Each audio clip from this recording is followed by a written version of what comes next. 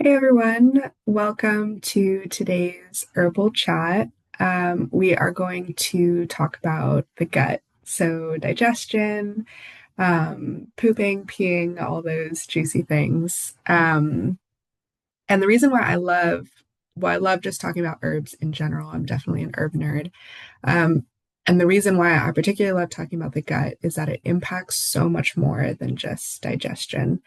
It impacts mental health, physical health, immune health, all that stuff. So when there's imbalances in the gut, there's often imbalances in other aspects of your being. So essentially, what we're going to do today is we are first of all going to do a brief summary of gut health, why it's important, what it means. Then we're going to go into a few gut-friendly herbs slash herbal categories and share some practical ways to use these herbs. I'll be posting some of these videos regularly on different aspects of herbalism and on health and wellness goals that people may have. So please refer to my website if there are other topics that you want to learn about. My website is brujanaturalofferings.com. So, the first thing that we're going to talk about is understanding digestive health and gut harmony. So, the gut plays a vital role in digestion, immunity, and overall well being. It's not just about digesting the food that you eat and turning it into energy, although that is a major um, function of the gut. When are imbalances in the gut, it can often lead to things like bloating, indigestion, discomfort, nausea, constipation, diarrhea, all those fun things. And then what can build on from that, particularly if there are chronic issues, is that it can impact your immune response, your immune health, and also your mental health. Um, there's a lot of really cool research coming out now about how mental health really is attached to your gut. These have been things that have been known for a very long time and are now being researched and discovered, quote unquote, in modern medicine. But yeah, there's a lot of fascinating reading out there, both from ancestral and long lineages of herbalism and from the more like Western academic point of view. Um, Herbs have been used for centuries to support digestive health naturally, and we are going to go over some of those herbs today. A lot of them are super simple kitchen herbs, which are my favorite things to share in these videos because a lot of the common kitchen herbs that you use can be really supportive to your health and wellness, and you have them in your pantry right now. Um, the last thing I'll say just here as a kind of intro is that I have been taught in the Western herbalism tradition, and in that tradition, as in many, a lot of them have their own um, ways and frameworks of understanding this. But in the way that I've been trained, there's something called energetics. And energetics, the four main ones that I'll talk about throughout my videos are hot, wet, cold, and dry. There are a few other of those, but each person has a combination of these energetics, and each herb has a combination of these energetics. And to make things a little bit more complicated, different conditions have different combinations of energetics. So, the reason why I mention this is because part of my experience and expertise as an herbalist is to be able to navigate those things. So, for example, an individual may have a combination of cold and dry, but they may be experiencing a hot and wet condition like diarrhea, and vice versa. Someone may be a very hot and wet, juicy kind of person, but they are experiencing cold and dry in their digestion, which may manifest in constipation. So, in that case, it becomes a kind of subtle art science of working with the individual and the condition, as well as the herbs, because you don't want to necessarily introduce an herb that is extremely heating to someone who is hot, even though they might be experiencing constipation, which is a cold condition.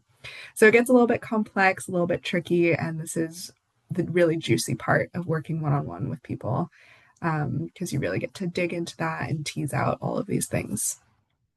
All right, moving on though. Um, So one of the ways that I love to think about the digestion is that, so includes all aspects of your digestion, but here we're specifically talking about stomach and intestines, is that they're kind of like the engines of a car. So your gut and intestines are the engines of your body. And so when they're running smoothly, when everything is balanced, you feel great. But when something's off, you might feel sluggish, you might feel tired, you might feel sick, you might have acute reactions like nausea, indigestion, stomach cramps, or you may have chronic symptoms like some of the immune stuff, some of the sluggishness, some of the feeling tired. And this is essentially what happens. So your gut digests food. So this is kind of like the main thing that we think about when we talk about our stomach or our gut.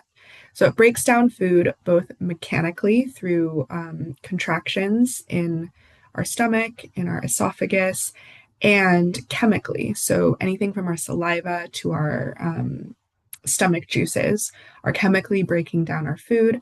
And there are a whole bunch of processes that happen throughout the digestive system that turn this food into energy for your body. We won't quite go that deep into it. That's like the Spark Notes version of the digestive system. The other really cool thing is that the gut plays a really large role in immunity. So about 70% of your immune system actually lives in your gut, and it fights off harmful bacteria and viruses. So, when you think of your immune system, you might think of your lymph nodes, you might think of your immune cells, like if any of y'all have taken any intro to biology classes or something, like your T cells and, all that kind of stuff. But not but, and a lot of immunity also happens in the gut. So it's another thing that our digestive system plays a really large part in.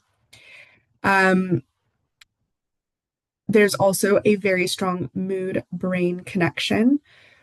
So, for example, like when you're feeling nervous, you might be feeling anxious or a little bit excited. If you've ever had that like butterflies feeling in your stomach, that's like a very real example of how the brain and the gut are connected. And a healthy gut can improve your mood. Um, let's see. Where are we going from here? So, when the gut is out of balance, you can find a lot of problems. As we kind of talked about earlier, there can be acute problems. Like if you eat something that doesn't quite agree with you, you can get stomach cramping, you can get nausea, you can get gas and bloating.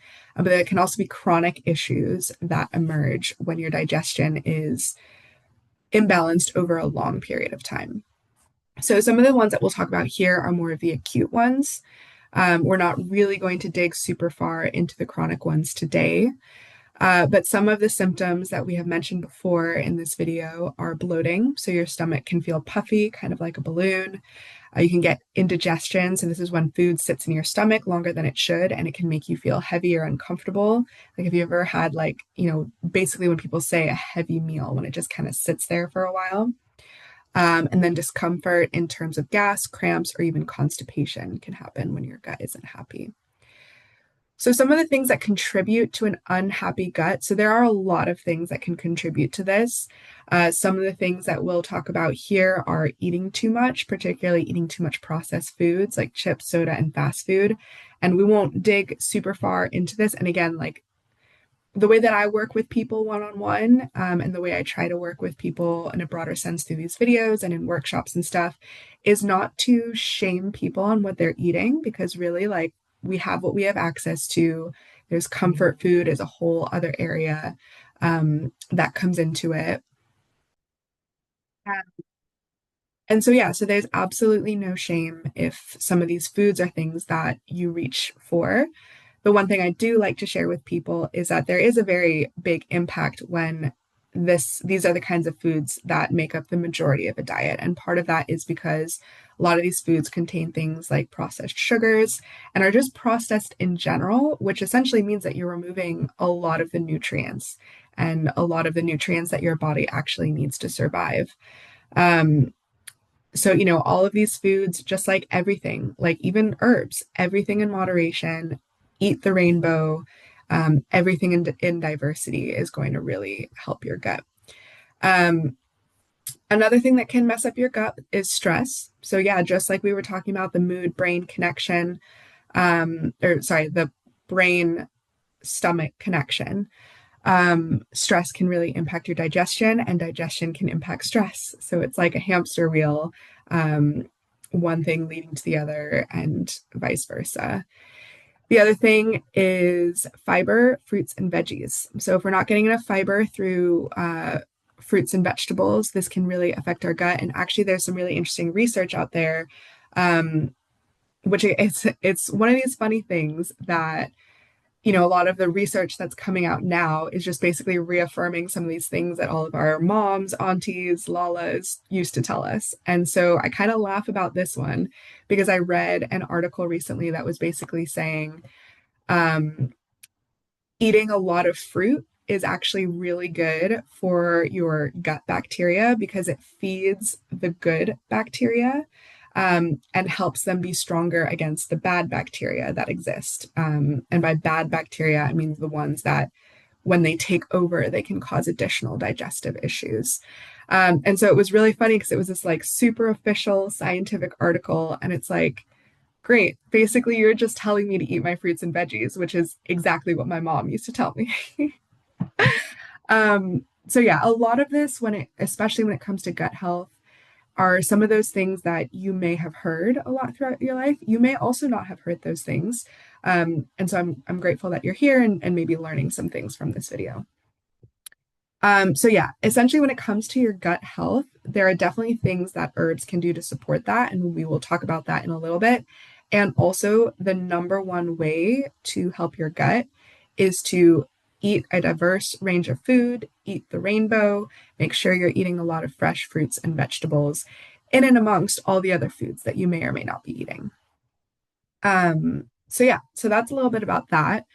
We are now going to transition into some gut-friendly herbs. So today we're going to talk about ginger, we're going to talk about peppermint, we're going to talk about fennel, and we're going to talk about a category of herbs called bitters. And the reason why I picked these for herbs / category of herbs is because there's they have a diversity of different energetics. So we'll talk about that with each individual one. And they address different aspects of gut health. And also because they can very easily be found in your cupboard, pantry, local supermarket. So the first one we're going to talk about is ginger. So ginger, when we're talking about energetics, ginger is a warming herb. It can also be a little bit drying depending on how you consume it. So fresh ginger is a little bit more mild and warming, whereas dry ginger is really hot and dry. So just kind of depending on what your constitution is or what the constitution of the issue that you're dealing with is, can help you navigate when and how to work with ginger. Ginger is great because in either form, they stimulate digestion and they can relieve nausea. So some of y'all may have heard that ginger is really supportive in pregnancy. So when you're feeling that nausea, that morning sickness, ginger tea can be really supportive. Similarly, with any kind of nausea that you're feeling, ginger is really helpful for that. It's also antispasmodic, so it soothes any muscle cramping that can follow a meal, reduces bloating and gas, and has anti-inflammatory properties. So some of the ways I love to work with ginger are fresh ginger tea or ginger shots if you like the juice and the heat. And you can also cook with ginger. So you can add it into soups, stews, as a seasoning, and you'll get some of the benefits by incorporating that regularly into your diet. The next one we're going to talk about here is peppermint. So in terms of energetics, peppermint is cooling. Some of you may have experienced that kind of like cooling, or if you've had like peppermint gum or even like peppermint tea. This one is soothing to the digestive tract. So very supportive in cases of diarrhea, inflammation, any kind of heat there. Peppermint can be really soothing in that way. And peppermint is also really supportive for the nervous system. So if you're experiencing some of that anxiety-related digestive upset, peppermint could be a really good ally for you because it's talking directly to your nervous system and to your digestive system. Peppermint can relieve bloating and gas and can be supportive for IBS symptoms. You can work with peppermint in a tea, or you can add fresh peppermint to water or salads. The next one we're going to talk about here is fennel. And fennel is a bit more neutral. So kind of in the middle. It's maybe slightly more warming than cooling, but it's closer to neutral than it is hot. Um, this is great for supporting digestion and relieving bloating, and acts as a natural antispasmodic, and can also help regulate bowel movements. So if you're experiencing anything really from constipation to diarrhea and it's just irregular, working with fennel a little bit more regularly can help regulate that digestion. You can work with fennel in tea. You can also, a common practice in Ayurveda is chewing fennel seeds after meals. And so that can be another way that you work with it. You can also cook with fennel, so in salads, soups, etc. Okay, this last one I'm super excited about. I love talking about bitters. I think most people that I speak to have heard of bitters in the context of alcohol or drinking. And that's actually kind of funny enough in a lot of examples of working with bitters in cocktails and alcohols and stuff that was usually drank, or you would usually consume it before a meal as an aperitif or after a meal as a digestif. And the goal was to work with these bitters to stimulate your digestion. And so bitters are basically any herb that tastes bitter. So dandelion, burdock, orange peel, hops, tea, coffee, literally anything that tastes bitter, it falls under this category. And what's really, really cool about bitters is basically our bodies have evolved to associate the flavor of bitter with poison. And so what happens when you taste it, and next time you come across something bitter, try it and you will notice it. The second the bitter taste touches your tongue, you start to salivate. And you may even notice, I've started noticing this when I've been working more with bitters, is your stomach will start to grumble a little bit, or you might even feel like some gentle, not spasms, but muscle contractions. And basically, it's because the bitter is stimulating literally every aspect of your digestion. Because we've evolved to associate it with poison, our body is like, we need to process it. We need to get it out. And I want to be very clear, bitters are not poisoning you. You can safely consume bitters. It's just sending that signal to our body, and we're harnessing that as herbalists to support our body in regulating our digestion. Another cool thing that I like to share about bitters is that there is some misinformation out there when it comes to acid reflux or heartburn. And this may be something that you experience, it may not be. But the common thing, I know it was in our household, that when you're experiencing these is to take Pepto-Bismol. And Pepto-Bismol is alkaline, and it's actually the opposite of what you want to do when you're experiencing any of those heat, acid, refluxy symptoms. Because what's essentially happening here when you're experiencing those symptoms is that your body actually doesn't have, or your stomach doesn't actually have enough acid in it. And so it's having to rely more on the mechanical breakdown. So when you don't have enough acid in your stomach, the food hits your stomach and there's not enough chemical breakdown happening because there's not enough acid. So your stomach has to overcompensate by contracting even more to physically break down that food.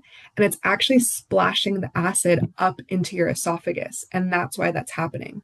So when you take something alkaline like Pepto-Bismol, what you're actually doing is further diluting the acid in your stomach and compounding the problem. So really what you want to be doing is taking things like bitter, which stimulates all the juicy releases in your body and can support the acid in your stomach. So that's just a little fun fact I like to share with people, because, you know, things like Pepto-Bismol are just so easy to reach for, and a lot of people use them. All right. So that kind of brings me to the end of this video. The last thing I'll kind of say here is so I am not officially trained in Ayurveda. Through the course that I took, we had some introduction to Ayurveda courses. And one of the teas that I remember most from those courses that is also very easy to source and to put together is something called CCF tea. So CCF stands for the ingredients. So it's cumin, coriander, and fennel. And what's really special about this tea is that in Ayurveda, it's called tridosha. So it's very well balanced. So the equivalent to that, although it's not 100% translatable, but the equivalent to that in Western herbalism is that regardless of your combination of energetics, anyone can drink this tea. So it's kind of like a crowd pleaser. So whether you're hot or cold, wet or dry, or any combination thereof, anyone can drink this tea and experience some of the benefits of it.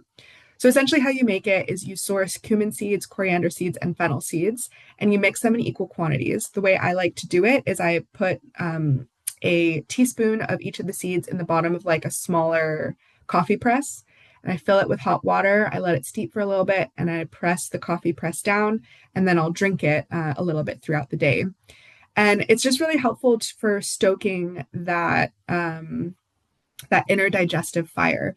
So if you're a little bit overactive, it will stoke it down and it will cool down the heat. If you're a little underactive, it will stoke the fire and make it a little bit hotter. So yeah, it's just a really great all-around tea, super easy to experiment with, and something that you can get very easily from your grocery store. Thank you so much, y'all, for watching this video. If you enjoyed it, if you have any questions, please leave me comments or you can reach out to me. My email is brewhotnaturalofferings@gmail.com. And yeah, let me know if there are any other topics that you don't see listed that you would like to hear about. All right, thank you.